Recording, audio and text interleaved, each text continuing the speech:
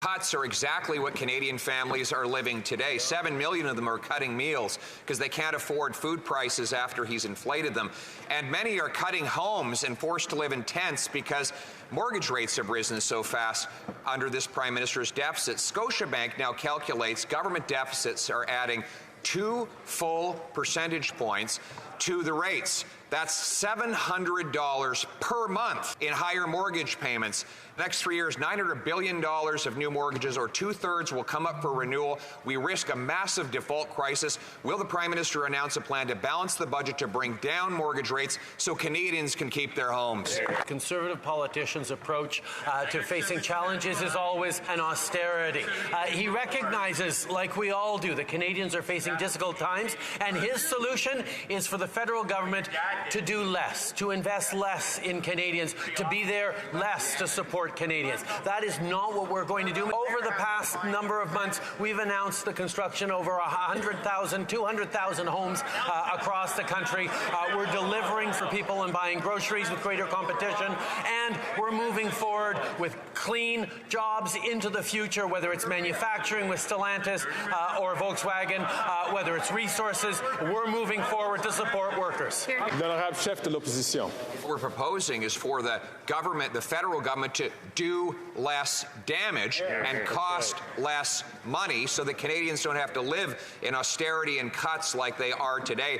Today we found out that rent rose faster in October than in any month in 40 years. The Prime Minister's solution to that?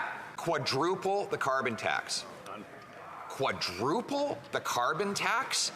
Mr. Speaker, will the Prime Minister announce in an hour in his fall economic statement that he's gotten a little bit of common sense, that he's going to cancel the quadrupling and cap the tax until the carbon tax election, when I will win and axe the tax on it? Mr. Speaker, our solution to Canadians who are having trouble affording housing is to build more housing, is to invest in working with municipalities to unlock more homes built, to bring down rents. These are the investments we're making. But, Mr. Speaker, it's interesting that the Leader of the Opposition talks about the damage we're doing to Canada by delivering $10 a day childcare, the damage we're doing to Canada by delivering dental care to kids who can't afford it, the damage we're doing to Canada by continuing to step up for seniors by protecting their pensions. If that's damage, then we really see what the Conservative leader is made of. The Honourable Leader of the Opposition. Speaker, the Prime Minister is forcing Canadians to give $15 billion to one battery plant that we now learn is going to employ 1,600 foreign workers with Canadian tax dollars. Now, $15 billion works out to $1,000 in federal taxes for every single family in Canada. You would think that he would read the contract he signed with this multinational company. And if he did, can he tell us the section in that contract that limits the number of foreign workers that get Canadian tax dollars? The Right Honourable Prime Minister. Mr. Speaker, it is, even for having watched this Leader of the Opposition in his almost 20-year political career, it is still astonishing to see the way he will choose to use any misinformation for political points. The fact of the matter is, Mr. Speaker, he opposes the investments in manufacturing in Canada. He opposes the Stellantis deal to create EV batteries. He opposes the Volkswagen deal that's going to create up to 30,000 direct and indirect jobs in St. Thomas. He continues to stand against a plan to grow great jobs into a net zero future, and he'll use any fake excuse to try and advance that cause. The Honourable Leader of the Opposition. The Prime Minister has spread nothing but disinformation on these very projects.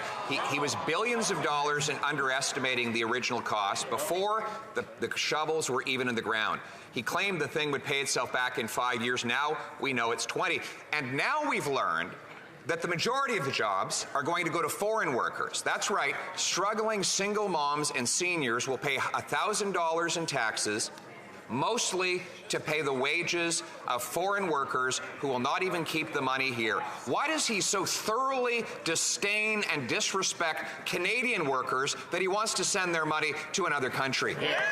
The Right Honourable Prime Minister. Mr. Speaker, that is flat out false, and it is a kind of fear-mongering from the Leader of the Opposition. Canadians are seeing almost